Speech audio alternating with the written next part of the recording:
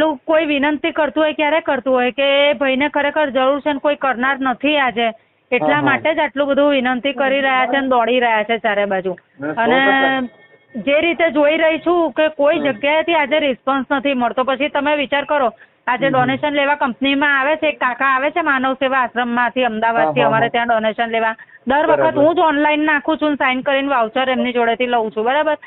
અને બધી મોટી મોટી વાતો કરીને જાય છે. આજે આ રીતે જયારે મારા જ ઘરનો પ્રશ્ન આવ્યો અને કોઈ જગ્યાએથી કોઈ રિસ્પોન્સ નથી મળે, એવું બી નથી કહેતી કે તમે મારાથી જે બી બનતું હોય, જે બી સંસ્થા એમને એડમિટ કરશે એમને હું ડોનેશન બી આપીશ, મારા તરફથી આપીશ એમ. પણ કોઈ આજે રિસ્પોન્સ જ નથી મળી રહ્યો. એને કેરની જરૂર છે. તો આ બધી આશ્રમો ખાલી નામના છે, ખાલી મોટી મોટી વાતો કરે છે ઓનલાઈન બધી. એવું મને થાય છે ખરેખર. પોતપોતાનું કાર્ય કયા એંગલથી હોય એમાં બધું ડિટેલમાં એ હું સમજી શકું છું, પણ એ લોકો પોતે લખે છે બરાબર કે અમારે ત્યાં આવી રીતે અપંગ હોય કે નિરાધાર હોય એમને મદદ કરવામાં આવે છે, આમ છે તેમ છે, બધી મોટી મોટી વાર્તાઓ કરે છે.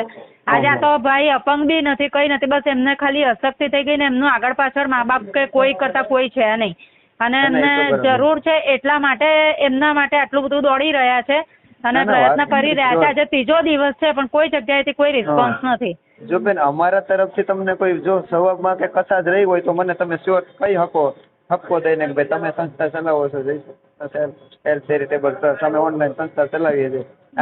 તમે તો તમારો પ્રયત્ન તમે કર્યો અને મને નંબર આપ્યો, તમારો ખૂબ ખૂબ આભાર એના માટે. પણ આજે જે રીતે મને 3 દિવસથી છેલ્લા અનુભવ થઈ રહ્યા છે, આ માણસ દોડે ક્યારે જયારે કઈ પોતાના ઘરનું દાખલો હોય તો દોડે આટલું બધું. બાકી જિંદગીમાં આજ સુધી ડોનેશન આપીને અમે તો છૂટી જઈએ છીએ.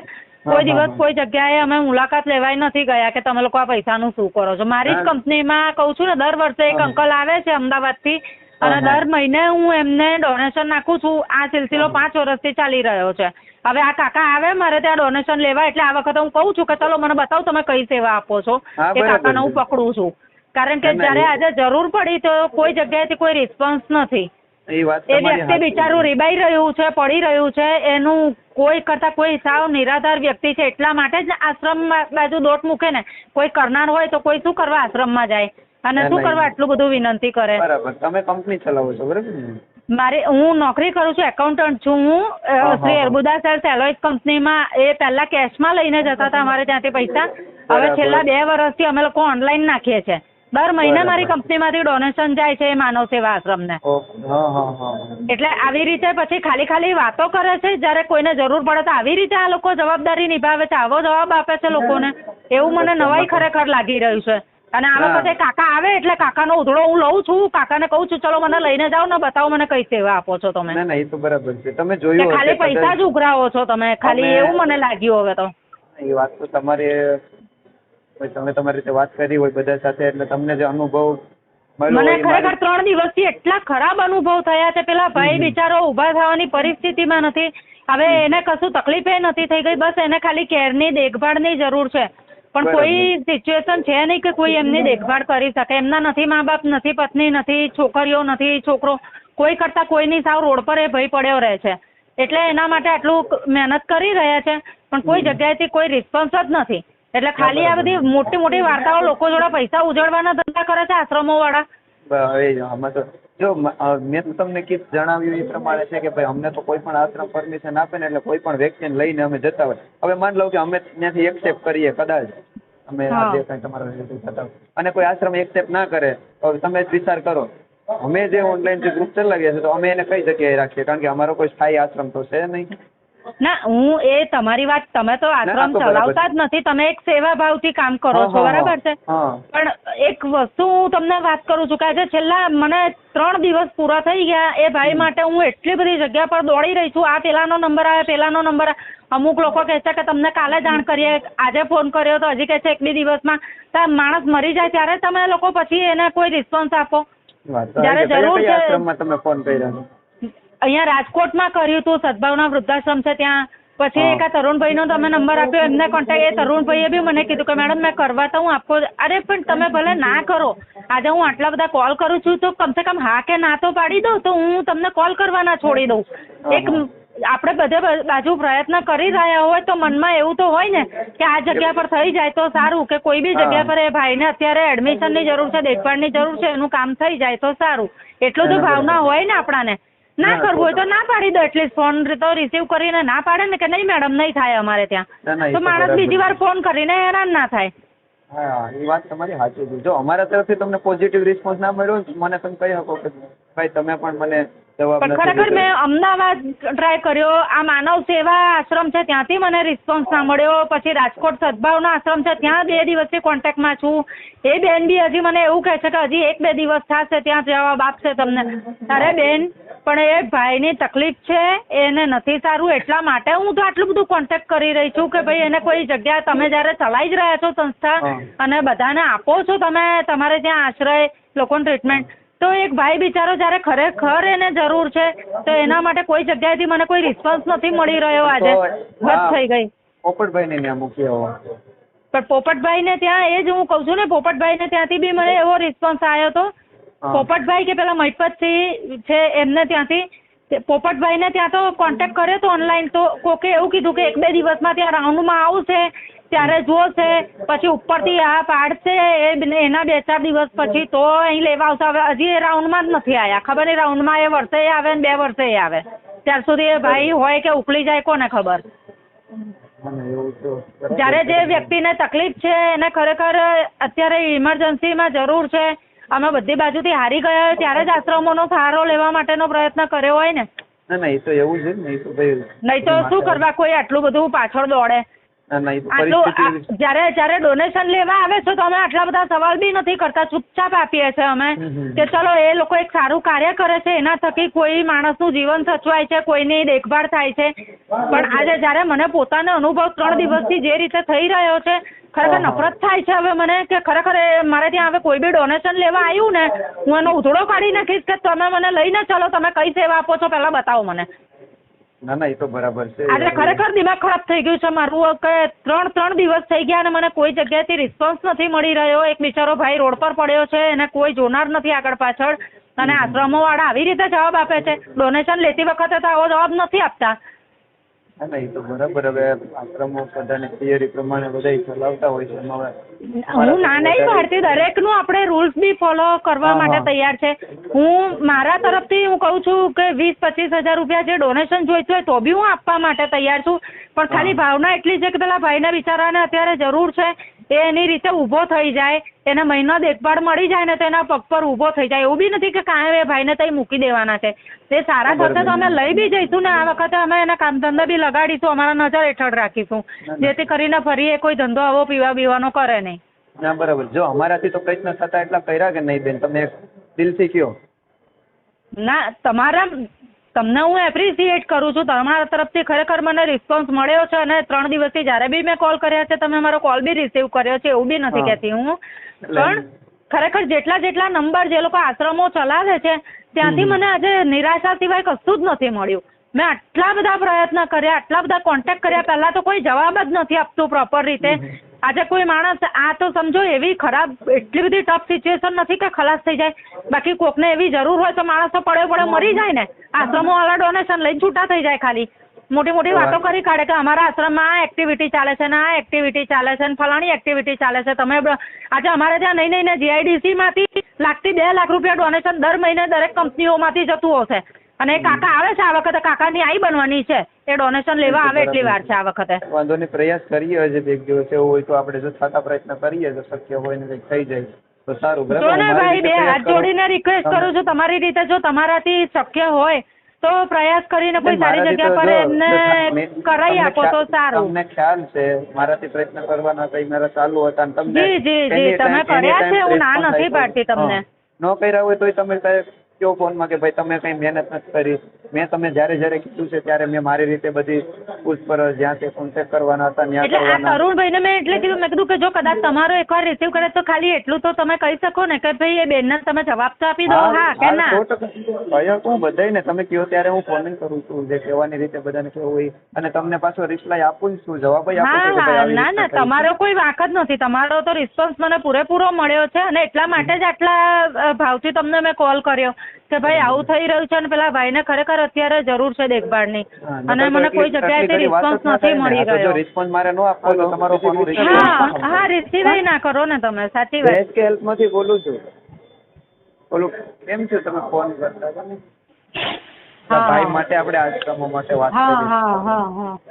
એને ખાલી જાણવા માટે કોન્ટેક્ટ કર્યો પછી કઈ ગયું? ના ના કોઈ જગ્યાએથી પોઝિટિવ રિસ્પોન્સ મળ્યો જ નથી. એ ત્યાં રાજકોટ બી એક તો ફોન કર્યું છેલ્લા 5 દિવસથી હું લાગ લગાડ ગયા ગુરુવારથી હતી કોન્ટેક્ટમાં. પહેલા તો જવાબ ના આપે, અલગ અલગ લોકો ઉઠાઈ કરે. અમારે મીટિંગ થશે ત્યારે કહીશું.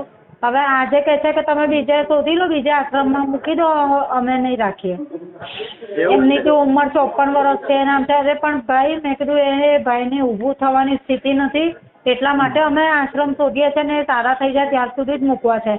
અમે ડોનેશન બી આપીશું તમારી સંસ્થાને, એની બી ના નથી. પણ એ ભાઈ અત્યારે ઊભા થઈ જાય એ જરૂરી છે, એમને દેખભાળની જરૂર છે ને હું એમાં શક્તિ મારી નથી કે હું એને રાખી શકું. હું ઘરે એકલી છું અને એ ભાઈ પીવાના રમાડે ચડેલા હતા, બરાબર. અત્યારે એમની સ્થિતિ નથી, એ પીતા નથી પણ અશક્તિ આવી ગઈ છે. હવે આવી હાલતમાં મારું એક રૂમ રસોડાનું ઘર છે, હું ક્યાં રાખું? મારી છોકરી બી હોય છે ઘેર, એકલામાં મુકાય નહીં ને આવી રીતે. એટલે એ સારું થઈ જાય એમને એટલા માટે જ ખાલી એ પૂરતું જ મૂકવાનું છે. તમે ત્યાં રાખો છો પથારી વસ્તુ બહુ રિક્વેસ્ટ કરીને એમને કે તમે રાખી લો, તો બી એમને નાશ પાડી દીધી કે ને તમે બીજે ગોતી લ્યો ને આજે જવાબ આપે છે આટલા ટાઈમ પછી. બોલો, માણસની સ્થિતિ ના હોય, કોઈ માણસ ખલાસ થઈ જાય. આ લોકો ખરેખર મને બહુ જ નિરાશા મળી ચારે જગ્યાએથી. એટલા જ માટે જાણવા માટે ફોન કર્યો હતો. મેં કીધું કેમ થયું છે વાંચી. નહીં આ લોકોને મારે હવે દર્શાવવું એ કઈ રીતના ભાઈ આ લોકોને આવી રીતના સ્થિતિ છે. આ તો આપણે શું છે વાત જવાબ બી નથી આપતા. દરેક વખતે કોઈક અલગ અલગ લોકો ફોન ઉઠાવે, દરેક વખત કે તમે લખાવી દો. અરે હા ભાઈ, હવે તમે આટલું મોટું સંસ્થા લઈને બેઠા છો તો કોઈ પેશન્ટ તમારે ત્યાં લખાવે છે કશું, તમે બધી માહિતી લખી લો છો તો એ ખબર તો હોવી જોઈએ ને કે ફોન આટલા કરી રહ્યા છે તો એમને લખાયું છે. દર વખત બધાને અલગ અલગ બધાને જણાવવાનું. જેટલી વાર ફોન કરીએ ને એટલે અલગ અલગ લોકો ફોન ઉઠાવે. એ લોકોને ખબર જ ના હોય કે કોના વિશે વાત કરીએ છીએ. અને દરેક જણ એવું કહે કે તમને 4-5 દિવસ પછી અમારી મીટિંગ થશે એટલે જણાવીશું. દરેક જણ આપણાને અલગ અલગ ટાઈમ આપે, આવી રીતે તો વાત કરે.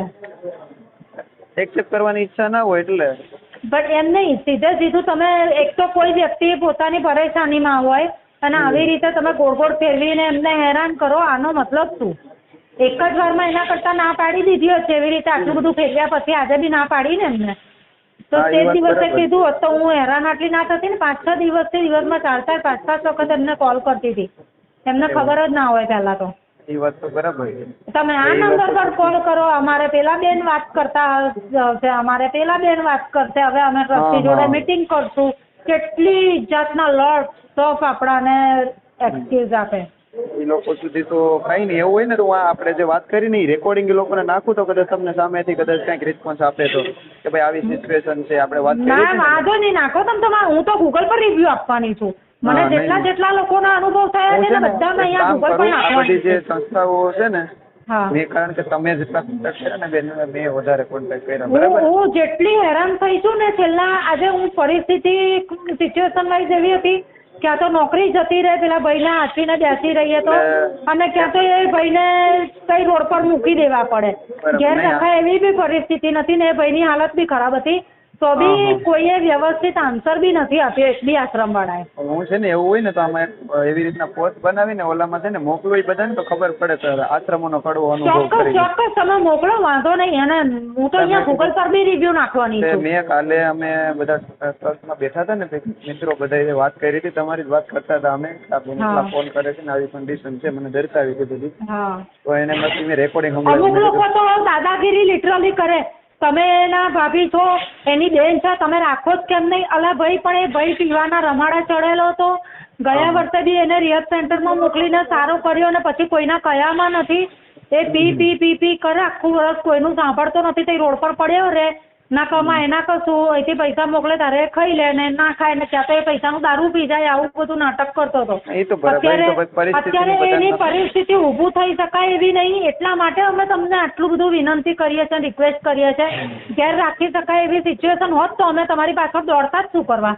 હા ના એ તો ભાઈ જેની એટલું બધું ઉપર વાળું- દાદાગીરીથી બોલે જાણે રાખી જ ના લીધા હોય એવી રીતે બોલે. એક તો રાખવા તો નહીં પણ સામે એટલું દાદાગીરીથી જવાબ આપે આપણાને. આ રીત છે આશ્રમો વાળાની. વાત તમારી સાચી છે. નહીં હું અમને કાલે વાત કરી ને એટલે પછી મને એમ જ કીધું બધાને કે આવી રીતના છે ને એનો રેકોર્ડિંગ પોસ્ટ કરીને મોકલો તો એ લોકોને ખબર પડે. આશ્રમના કડવા અનુભવ થાય કારણ કે બધા લોકો તો કોઈ બોલી શકતા નથી, કહી શકતા નથી આમને સામને, અને તમે કેવા જાવ તો ફોન કટ કરી નાખે. સાચી વાત છે. એટલે એ લોકો સામેથી તમને રિસ્પોન્સ આપશે એમ. મેં કીધું વાંધો નહીં, બેન હું છે ને દિવસનો ફોન કરી લઈશ આવી રીતના આપણે મૂકીએ, કારણ કે એને જવાબ તો ક્યાંથી મળ્યો જ નથી. બધા આશ્રમ વાળા છેલ્લા ગયા સોમવારથી ભાઈ હું બધાને કોન્ટેક્ટ કરું છું. આજે સોમવાર થયો, એક અઠવાડિયું થયું. એટલા બધા ગંદા અનુભવ થયા છે બધા આશ્રમો વાળાના મને. અમુક લોકો તો ફેરવે જ છે, અમુક લોકો ફોન ઉઠાવવાના બંધ કરી દે છે, અમુક લોકો ફોન કરીને દાદાગીરી કરે છે, અમુક લોકો 4-5 દિવસ સુધી ફેરવ્યા પછી એવું કહે છે અમારે ત્યાં અમે રાખી શકીએ એમ નહીં, તમારે બીજે ગોતી લો, બીજે મળી જશે એમને. આ રીત છે બોલવાની. વાત તમારી સાચી છે. અને હું ખરેખર કહું છું, મારી ત્યાં ડોનેશન લેવા માટે આવે છે દર મહિને. આ વખતે એ ડોનેશન લેવા આવે, હું એની રાહ જોઈને બેઠી છું કે કાકા ક્યારે મારે ત્યાં ઓફિસમાં આવે. આ વખતે આવવા દો. જો હવે ડોનેશન અહીંથી 1 રૂપિયો બી નહીં જાય. હું તો નહીં આપું પણ બીજાને બી નહીં આપવા દઉં. હા ના એ બરાબર છે. વાસ્તવિકતા અમને પણ ખબર પડે ને બેન તમારા થ્રુ કે ભાઈ આવી રીતે તમને લોકોને આજે આવે છે. આ વખતે કાકો આવે ને એટલે એનો ઉધડો લઉં છું. ના બરાબર છે. તમને આ રીતે મદદ કરો છો તમે લોકો જોડે રૂપિયા ઉઘરાવે. અહીં અમારી આગળ મોટી મોટી વાતો કરે છે કે અમારે ત્યાં રોડે રખડતા આવે, કોઈ બી આવે, પથારી વસાવે, અમે બધાને આમ મદદ કરીએ છીએ. કેરીની સિઝન હોય તો અમારે ત્યાંથી સ્પેશિયલ 2-3 હજાર રૂપિયા સ્પેશિયલ કેરીનો રસ બધાને ખવડાવું છે એમ કરીને ઉઘરાઈને જાય છે. કેટલી મદદ અહીંથી જાય છે દર વખત.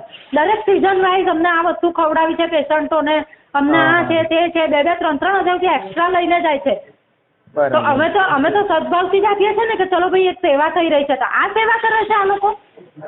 આટલો ગંદો કડવો અનુભવ થયા પછી 1 રૂપિયો ના આપું ને ના આપવા દઉં કોઈને. હવે તો તમારો અનુભવ જ તમે શેર કરો છો કે ભાઈ આવો અનુભવ મને થયો. ચોક્કસ તમે બિંદાસ નાખો. જેને બી મારું રેકોર્ડિંગ મોકલવું હોય મોકલો ને કહો કે આ બેન એવું કહે છે કે હવે ના તો હું ડોનેશન આપીશ ને આપવા દઈશ, અને આવશે ને એનો ઉધડો લઈ અલગ ચાલ તું મને લઈને જા. એ કાકાને ચોખ્ખું કહેવાનું છે કે તમે મને લઈને જાઓ ને તમે કોને કેવી રીતે સેવા આપો છો મને